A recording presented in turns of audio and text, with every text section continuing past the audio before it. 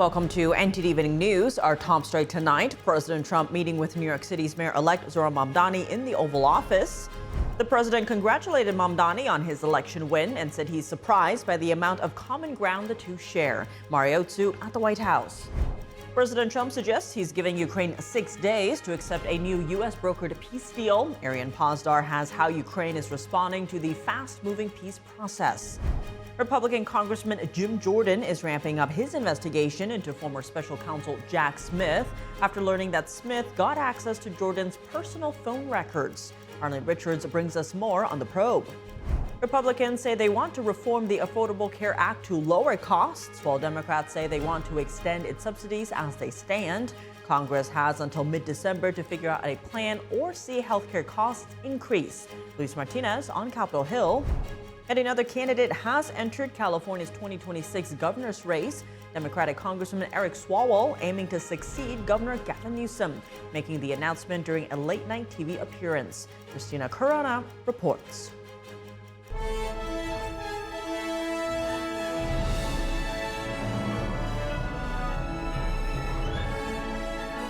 This is NTD Evening News, live from our global headquarters in New York City. Here's Tiffany Meyer.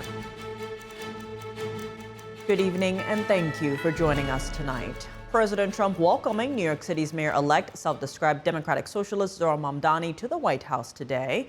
This as the House passes a resolution condemning what it calls the horrors of socialism. The vote taking place shortly after Mamdani touched down at the airport ahead of his afternoon sit-down with the president. We now go live to NTD's Washington correspondent Mariotsu, who's standing by at the White House. Good evening, Mari. What came of the meeting today, and were they able to find any common ground?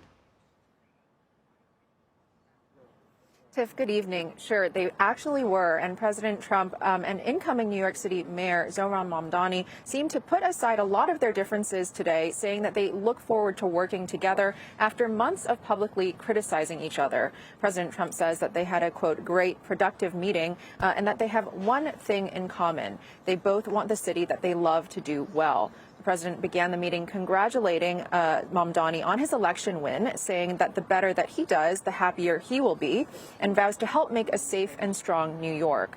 Mamdani and President Trump are from very opposed philosophies. Mamdani is a self-described democratic socialist who the president has frequently referred to as a communist, which is a label that Mamdani has rejected. Mamdani's campaign promises include free public buses, universal child care, city-run grocery stores, and increasing the minimum wage to $30 by 2030.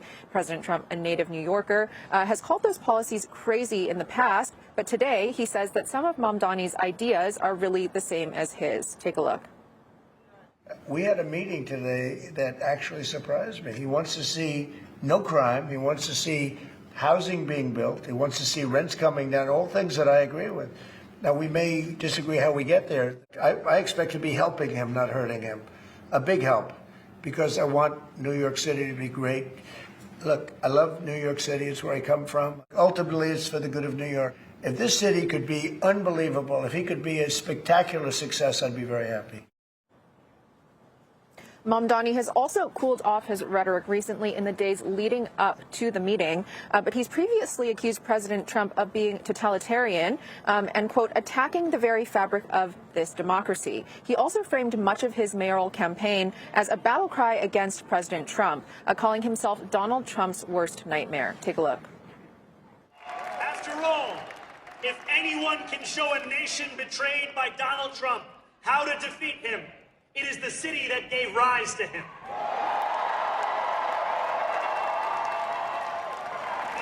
And if there is any way to terrify a despot, it is by dismantling the very conditions that allowed him to accumulate power.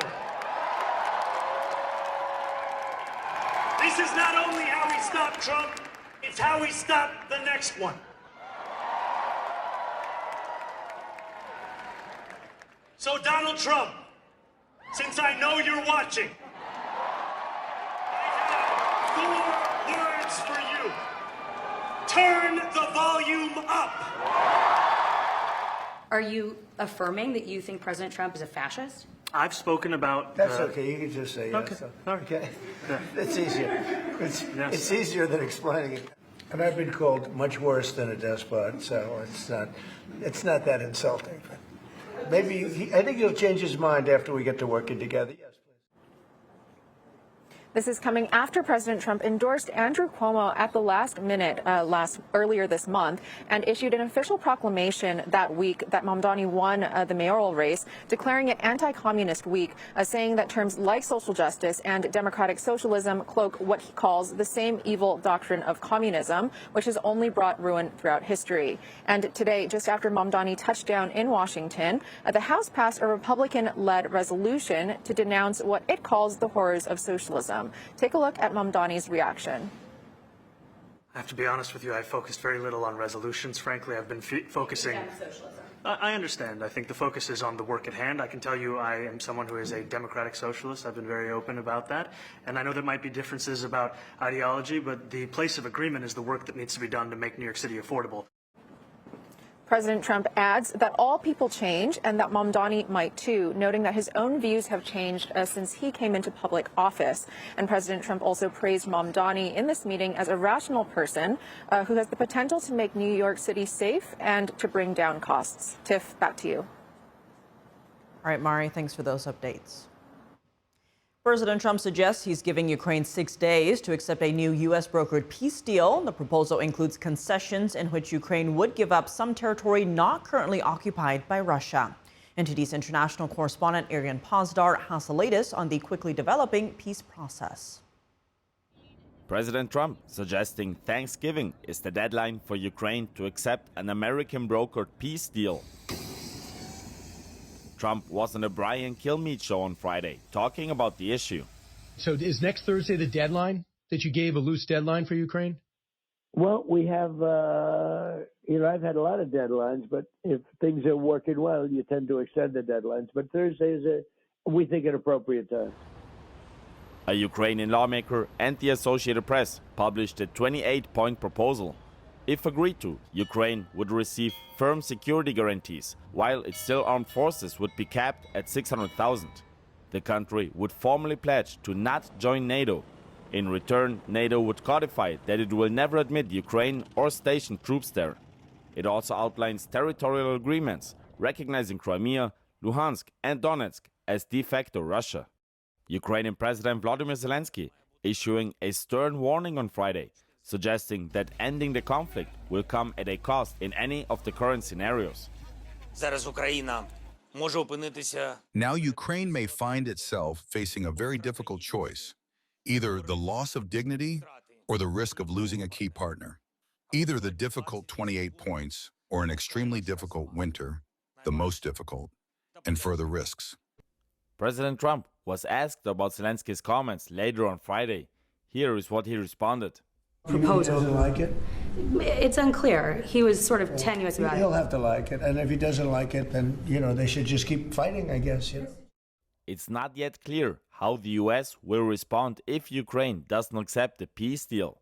Trump responded to a question on whether the U.S. would withdraw support in that scenario. Well, at some point he's going to have to accept something. He hasn't accepted. You remember right in the Oval Office not so long ago, I said, you don't have the cards. Zelenskyy also announced that he spoke with Vice President J.D. Vance on Friday, saying, "We managed to cover a lot of the details of the American side's proposal for ending the war, and we're working to make the path forward dignified and truly effective." Russian President Vladimir Putin says the U.S. plan could be the basis of a resolution of the conflict. But he added that if Kiev turns down the proposal, then Russian forces will advance further. Arian Pozdar, NTD News.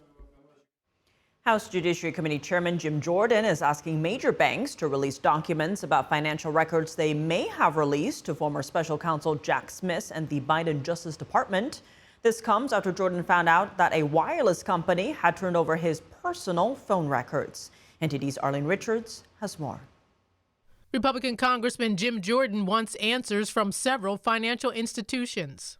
On Friday, Jordan sent letters to more than a dozen banks demanding communications and requests for customer financial data related to former special counsel Jack Smith's investigations. Smith was appointed by then-President Biden to investigate President Trump for alleged efforts to challenge the results of the 2020 election, including the events of January 6, 2021, and for allegedly withholding classified documents. The request for released financial records comes after recent disclosures indicate that Smith's team secretly sought phone records from several GOP senators. Jordan has now learned that his own personal phone data was also released. In a press release on Thursday, the House Judiciary Committee reported that a request for communications and documents between Verizon Wireless and the Biden Justice Department revealed that Jordan's records were involved. Well, it's interesting. It's part of this Arctic Frost investigation, but they went all the way back to January of 2020. I mean, that was a year before January 6th. That was a year before the election, for goodness sake. But this was for 2.5 years. Every call you make, who you call, who calls you, how long the call lasts, where you're at when you make the call, for 2.5 years. Jordan says he wants to know who authorized it. And I want to know if Garland signed off on this. I want to know if Chris Wray signed off on this, Lisa Monaco. How did this happen? The committee chairman has already been looking into Smith's Trump investigations. Now he's probing whether the Biden Justice Department and Smith used financial subpoenas to conduct surveillance on Trump associates, GOP lawmakers, and even Jordan himself. Arlene Richards, NTD News. Congress has until mid-December to come up with a proposal to address the COVID-era Affordable Care Act's expiring subsidies, but there is yet a formal bill to consider. Our Washington correspondent, Luis Martinez, has more. Lawmakers have left the Capitol for the Thanksgiving holidays without congressional leadership being set on a specific proposal to address the expiring Affordable Care Act healthcare subsidies. The Trump administration has made it a center focus for the administration for the coming weeks. Promising the president is laser focused on this. It's the main thing I talk with them about. Congress as well is all over this. We have got to find solutions that don't just work at the end of this year, but work for years to come. And I do want to come back to this theme. We have ideas that will also drop the actual cost of care by putting pressure, downward pressure on what we're paying for medications. And that's probably a very good example. Republican Senator Rick Scott from Florida proposed a bill to make the ACA subsidies a direct payment to consumers for them to choose their health care instead of having the government pay insurance companies directly. We're not going to repeal Obamacare. We're going to fix Obamacare. You know, I'm not suggesting we change the structure because I think we can drive down the cost by giving people options. We do it in everything. We've done it in everything else. But you do have to protect pre-existing conditions. A bipartisan group of lawmakers in the House of Representatives have proposed a bill to extend the ACA subsidies for 2 years while also phasing out subsidies to families making more than $200,000 a year. We're looking at all the options on the table. We want to bring down costs. I'm not sure throwing more money at a bad broken system is the solution. And if there was going to be an extension of the subsidies, there'd have to be very serious reforms on it because it is not doing the job and people from works. But House Democratic leadership is pushing for a 3-year clean extension of the ACA subsidies, a proposal that even moderate Republicans call dead on arrival. You want to get something that has actually done, you need to do something that will have bipartisan. You can ask me the question. You can ask me the question. I'll provide the answer. Answer the question instead of going back. I'll provide the answer. No. I'm providing an answer in order to provide context. It's important context to make me realize that I don't think you want to get a deal done. I think this is something where you'd like to see the rates go higher and allow the Republicans to hang themselves with that. Is that the answer? That's absolutely a ridiculous assertion. And really, shame 3 years is not going to get passed. So what do you do? Shame on you for saying that. Senate Republicans have promised to hold a vote on an ACA subsidies bill before mid-December. That gives lawmakers around 2 weeks to reach an agreement on a bill before the subsidies expire at the end of the year. Reporting from Washington, D.C., Luis Eduardo Martinez, NTD News.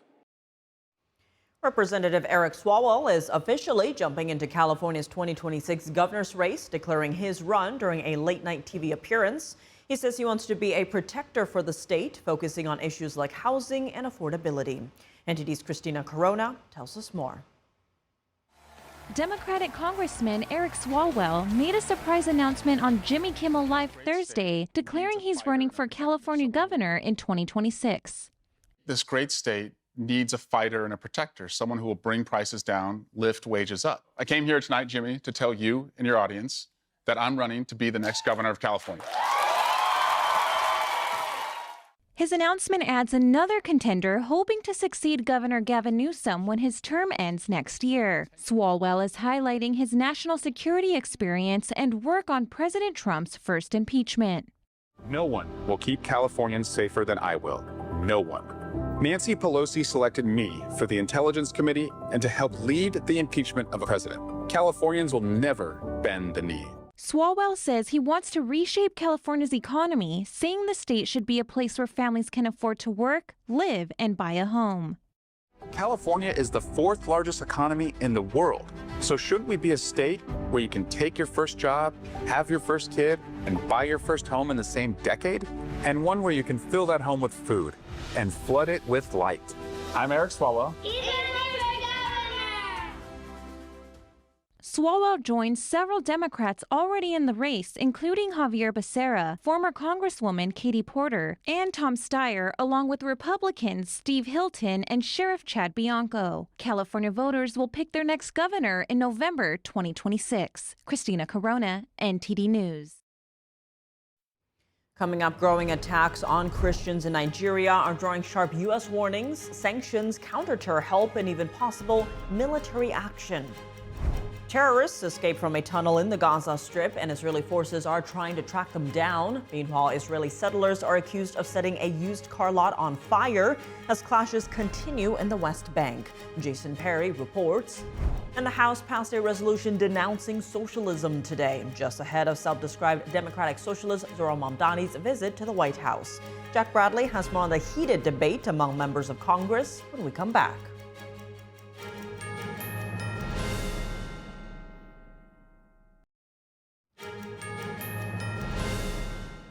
Welcome back. I'm Tiffany Meyer. The United States is working on plans to compel the Nigerian government to better protect Christian communities. A senior State Department official said yesterday.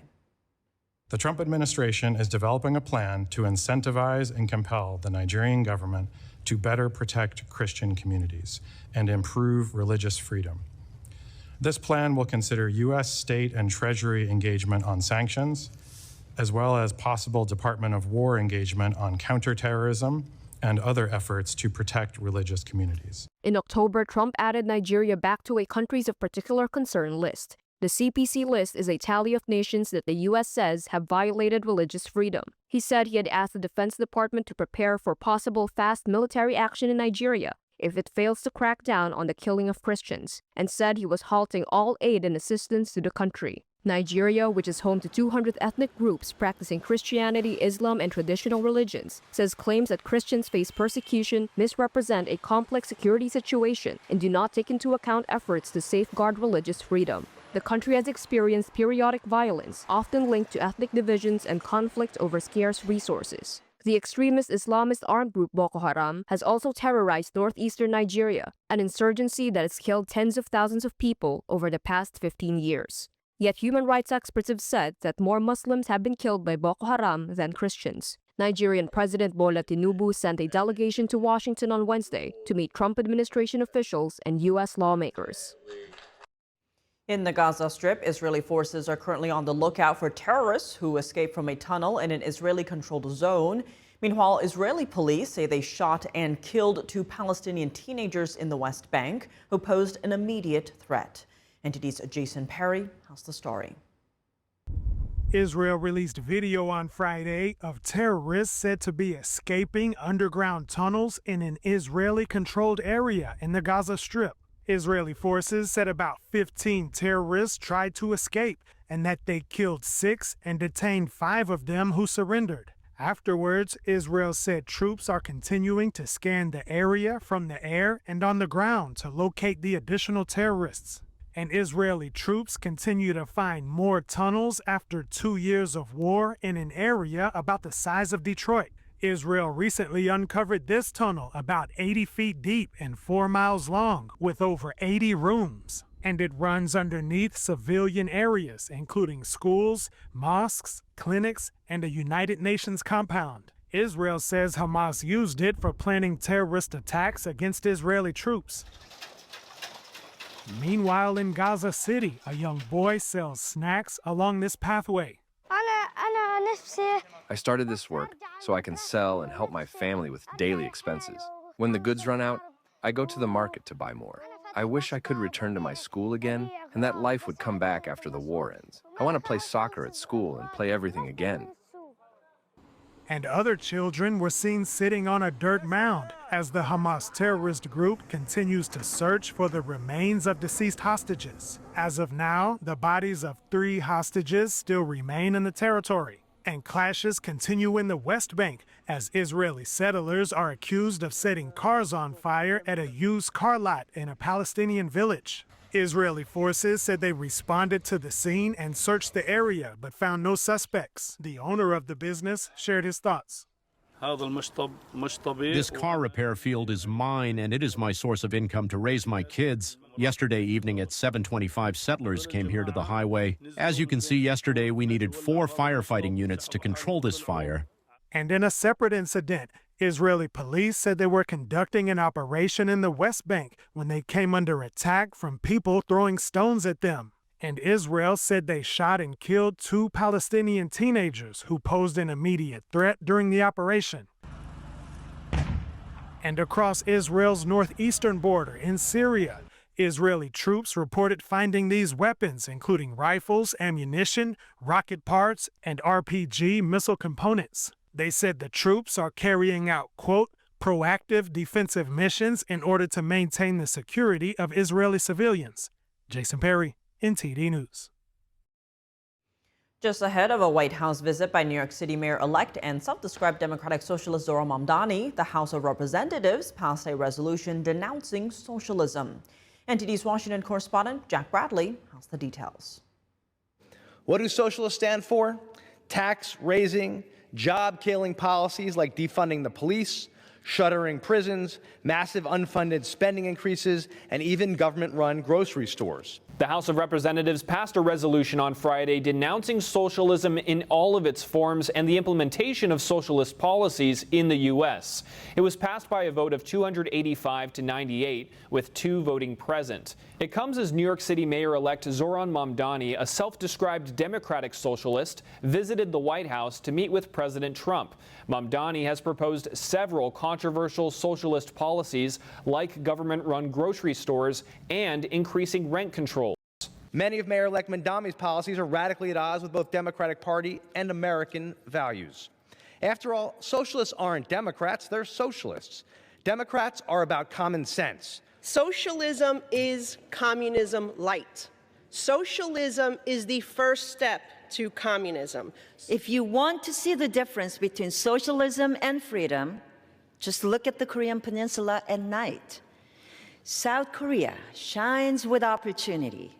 North Korea is trapped in darkness. The legislation opposing socialism in the U.S. was introduced by Florida Congresswoman Maria Salazar, the daughter of Cuban immigrants who fled the communist regime of Fidel Castro. This has nothing to do with political parties. This is a moral vote against an ideology that has destroyed millions and millions of families and murdered more than 100 million lives. There were 63 co-sponsors on this bill, but they singled out Venezuela as a once thriving democracy that was taken over by a socialist regime.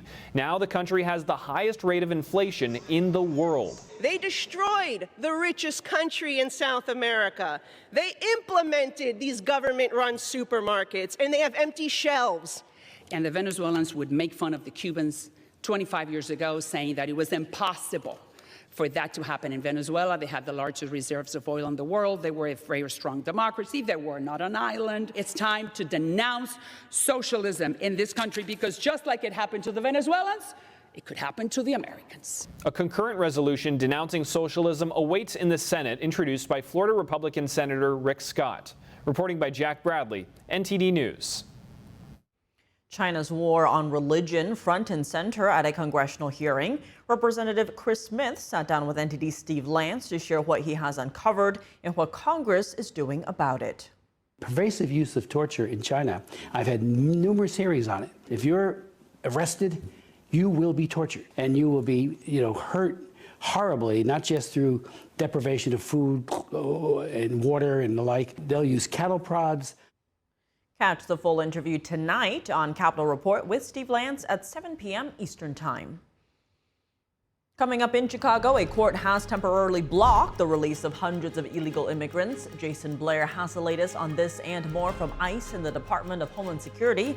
The Trump administration says illegal immigrants are getting college tuition benefits in California, while out-of-state citizens pay higher tuition. David Lamb reports.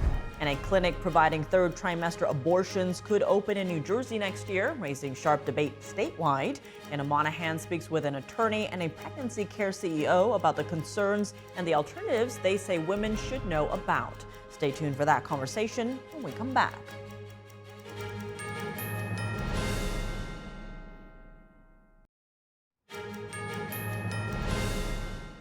Welcome back. I'm Tiffany Meyer. The release of hundreds of illegal immigrants detained in Chicago has been temporarily halted by a federal appeals court.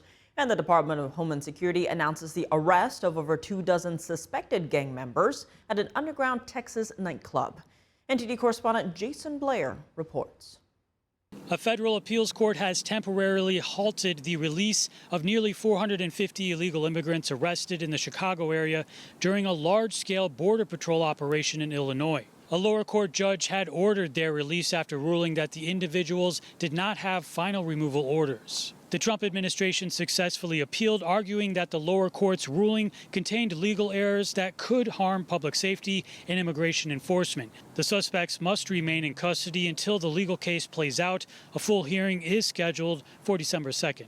ICE and FBI Texas have announced the arrest of 27 suspected Tren de Aragua gang members at a nightclub in San Antonio. In total, the operation resulted in the arrest of 150 illegal immigrants, as well as the seizure of cocaine, 3 firearms, and about $35,000 in cash. The Assistant Secretary of the Department of Homeland Security says, thanks to the brave work of DHS law enforcement and our federal partners, 150 illegal aliens, including 27 suspected Tren de Aragua gang members, are off our streets. Under President Trump and Secretary Noem, DHS is dismantling criminal gangs and stopping dangerous drugs from pouring into American neighborhoods. The DHS says 2 of the apprehended suspects are under investigation for human smuggling and money laundering, and 1 is under investigation for cocaine trafficking. Also in Texas, the DHS announces that in 6 weeks, ICE arrested 3,593 criminal illegal immigrants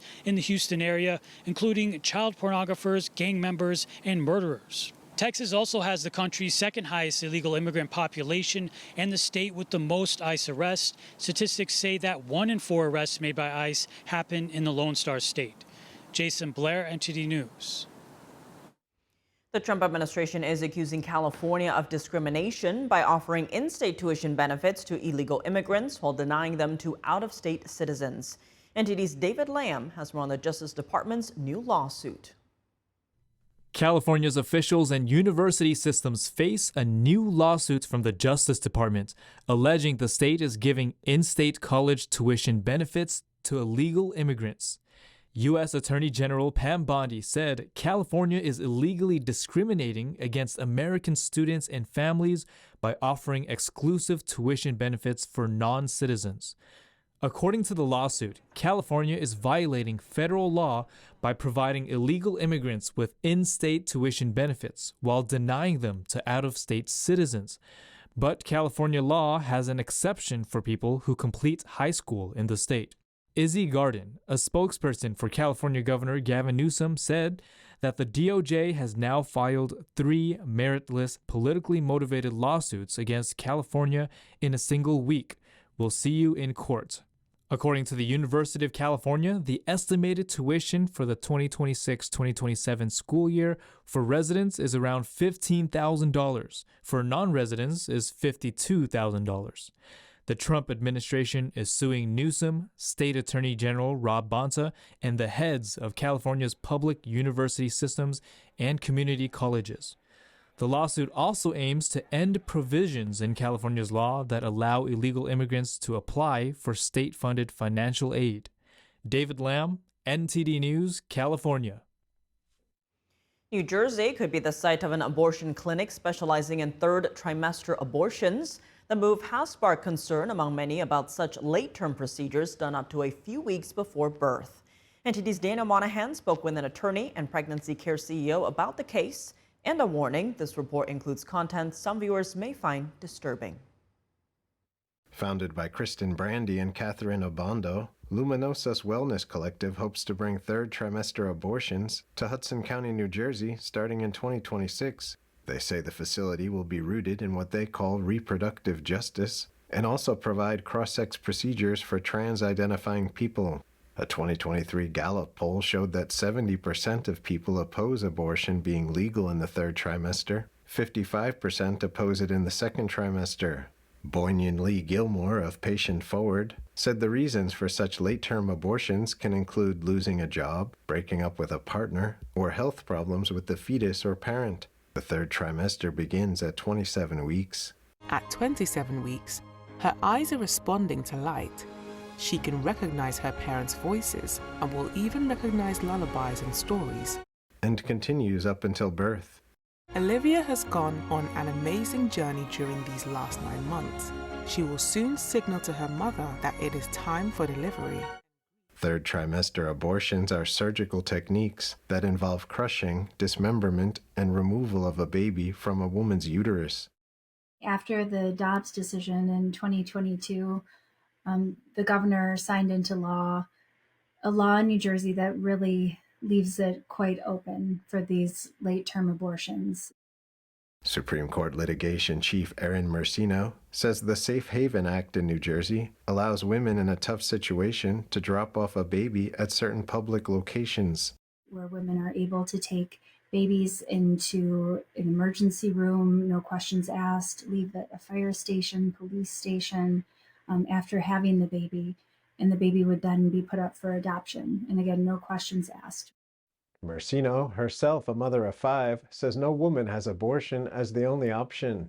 There's choosing life, there's choosing adoption, there's choosing to raise the child yourself, there's hope, there's clinics out there, there's so many really selfless people wanting to help, wanting to give their hand and pick women up in these difficult circumstances and walk with them. No one has to be alone. There's love and hope. Brandy Swindell is the founder and CEO of Stanton Healthcare International, whose clinics provide life-affirming medical care and wellness support to those facing unexpected pregnancies.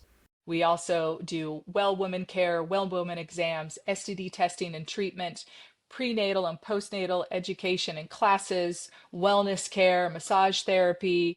All services are free of charge.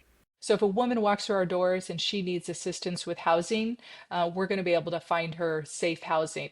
If a woman walks through our doors and she needs help getting her GED, we're going to help her with that. If she needs help finding a job, maybe even working on putting together a resume, all those types of things we can help her with. Swindell says a large number of women are forced or pressured into an unwanted abortion, which she calls abortion abuse.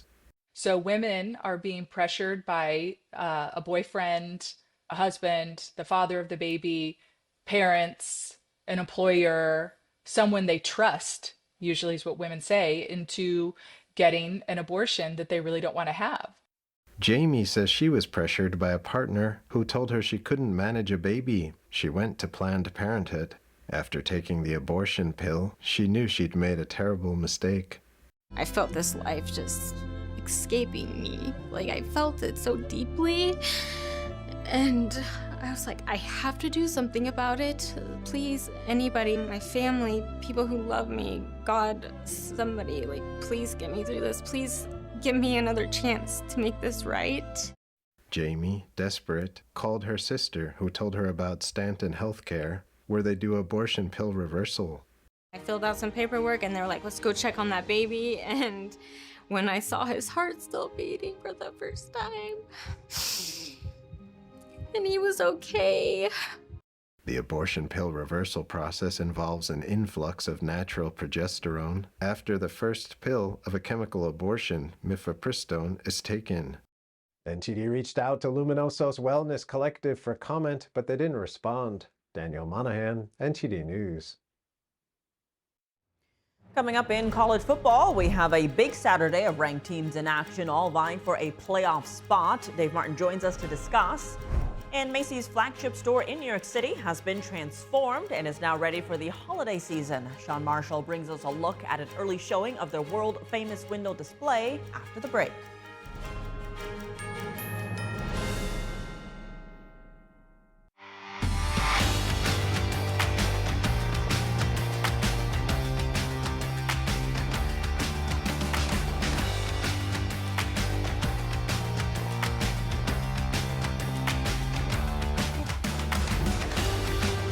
And now for your sports news, we're joined by NTD's Dave Martin. Dave, plenty going on right now, but let's start in the NFL as Steelers quarterback Aaron Rodgers practiced today, just a few days after breaking his wrist. What is his status for Sunday? Yeah, he's still listed as questionable, but it's obviously a good sign that he practiced today. Now, the broken bone is on his left wrist, which is his non-throwing wrist, and he practiced with a brace on, and obviously, if this was his throwing wrist, it'd be probably impossible to play.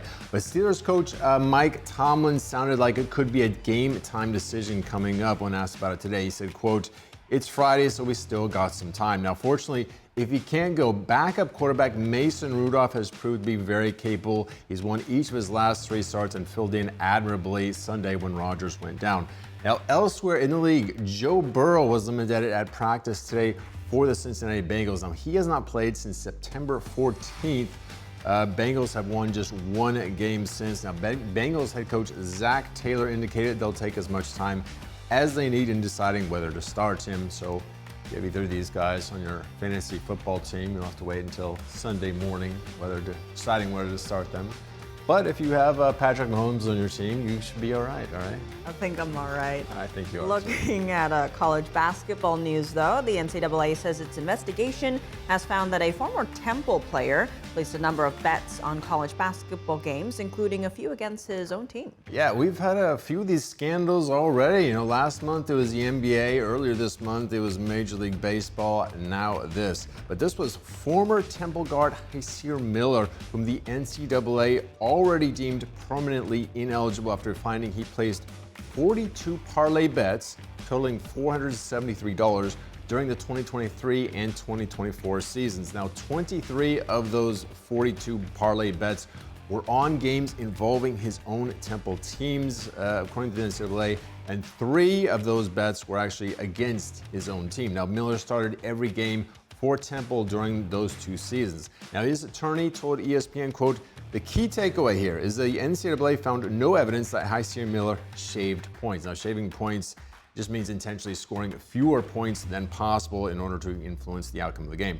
Now, Miller led Temple in scoring in 2024, and he transferred to Virginia Tech after the season, but was dismissed from the team before the season actually even started. The school put out a statement saying it was due to circumstances prior to his enrollment there. Now, just an FYI though, the NCAA voted today to rescind a rule that would have allowed athletes to bet on professional sports, and that was actually going to start tomorrow. So maybe they've learned their lesson here. I don't know. A lot of problems have come up since sports betting was legalized in 2018. A lot of money. Moving to NHL news, though, all-time goals leader Alex Ovechkin scored 3 more last night to move into 10th all-time in points. What's the difference between points and goals here? You know, that is a very good question, Tiff. I wondered this for a while, too. I mean, even the common sports fan kind of gets these confused. Now, in hockey, the 2 main individual statistics are goals and assists. Now, those are usually self-explanatory. You get the puck past the goalie, and it's a goal, and into the net, of course. Whoever passes it to you then gets it to the assist. But when discussing player stats, goals plus assists equals points. So Ovechkin has more goals than anyone else. He's now at 907, but he's well down the line as far as assist leaders. He's number 54 there. Put them together, he is 10th in career points. Now, meanwhile, the guy he passed for most goals scored Wayne Gretzky still has more career points than anyone. In fact, he has so many assists, 1,963, that even if you took away all of his 894 goals, he'd still be first in points. So that's why they call him the Great One. That's how far ahead he is. Isn't that mind-boggling? It is, and I'm glad the numbers make sense to you. Shifting gears to college football, though, we do have a full slate of games tomorrow. Which matchups are standing out to you? Yeah, we've still got a number of good games tomorrow, despite this being like cupcake week, apparently, in the SEC. I mean, Georgia, Alabama, Texas A&M are all playing unranked non-conference opponents that they should win by 30 or 40 points. But anyway, at noon tomorrow, 8th-ranked Oklahoma is going to play 22nd-ranked Missouri. Now, the Sooners are coming off that big win over Alabama last week. They cannot let up now. Tigers, they're tough, especially with quarterback Bo Prabula playing. He has been out with a dislocated ankle about a month ago, though amazingly, he's actually listed as questionable to play Saturday, so we'll have to see there. Then at 3:30 Eastern Time, big one in the Big Ten. 15th ranked USC is at number 7 Oregon. Trojans are a little bit outside the projected playoffs right now. A win against the Ducks would go a long way, but the Ducks are 10.5-point favorites at home for a reason. I mean, they're really good. And then in primetime, we've got a couple more good ones. 16th ranked Georgia Tech hosts a very good Pitt team. Yellow Jackets really need to win to kind of leapfrog over Miami as the lone ACC team to most likely make the playoffs. That's at 7:30 Eastern. Then at 8 o'clock, we got a good one in the Big 12. 11th ranked BYU is at Cincinnati. Now the Bearcats, just like Pitt, they are 7-3 but unranked. Cougars need a win to stay alive in the playoff race. So I don't know about you, Tiff, but my Saturday just got booked. It's a full slate. It's a full slate for sure. I'll have to give you a lot of snacks. Yeah, it's going to be tough staying on that couch all day, you know. And your green juices. Anyway, Dave, as always, thanks for joining us. Thank you. Holiday season is upon us, and once again, Macy's flagship store in New York City has been transformed inside and out. NTD's Sean Marshall was at an early showing of Macy's world-famous window display and the 8th floor Santa Land. Let's take a look. Hey, Merry Christmas and welcome to the North Pole. So I got a sneak peek of Santaland, and we have Santa here ahead of the public, most of the public. Well, hello, it's Sean, How's it going? right? It is Sean. I can't believe you knew my name. I remember when you were little. Interesting. Are you excited about Christmas? Of course I'm excited. We all are. I want all of the boys and girls to come to see me. We know that if you want to see Santa, come to Macy's, right? But welcome back to Old St. Nick and the sneak preview of Santaland, New York City in a bit. Because Thursday afternoon was the unveiling of the world-famous Macy's Christmas Windows display.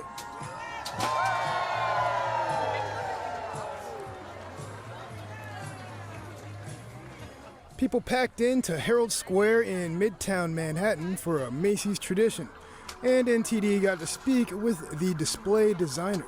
Well, it really started with the theme, and our theme this year is the most wonderful stories start here. And what better way to show the most wonderful stories that started in Macy's than to celebrate them within our windows. So we have the time periods of our first, starting from our first interior Santa, our first holiday windows, our first Thanksgiving parade, and so on. A couple of windows are interactive, making the display fun and entertaining for the public.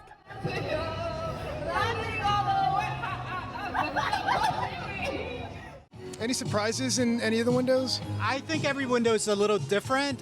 So it's, when you see it, all these windows are hand illustrated, so they're all hand drawn. All the line work that you see here took hundreds and hundreds of hours in each window to do.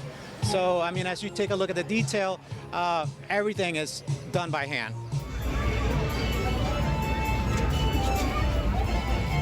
So this is Wally, our walrus. We're trying to get him ready to work in the mailroom. He's been a little slobbery and a couple punctures with the tusks, but overall doing a lot better than yesterday. So making progress, Wally. Yeah, don't give me that look. Santa has been visiting Macy's since the 1860s, giving children and adults a chance to experience the holiday spirit. Santa is very popular, so you'll have to make a reservation to visit him at select Macy's locations.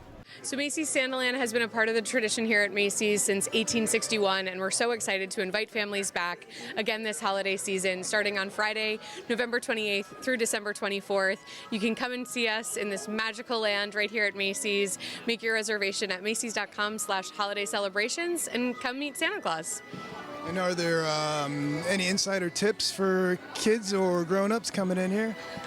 I think the best tip is make your reservation in advance. So reservations open up throughout the holiday season 6 days in advance of your visit. We open up reservations bright and early in the morning, so 6:30 a.m. local time. You can log on to macys.com/holiday celebrations to make that reservation for your group to come and make sure that they have a spot to meet Santa himself. Luckily, I didn't have to make a reservation. It seems Santa already knew NTD was coming to Santaland. Do you have a special Christmas wish? Because Christmas is not just for the children, it's for everybody, Sean. What would you like? Why, I didn't think about that. I guess I'd probably wish for NTD News to be the #1 news company. That's a good wish. Sean Marshall, NTD News. And that's all for today's news. Round-the-clock coverage, visit us at ntd.com/live or download our NTD app. Thanks for tuning in. I'm Tiffany Meyer. Good night.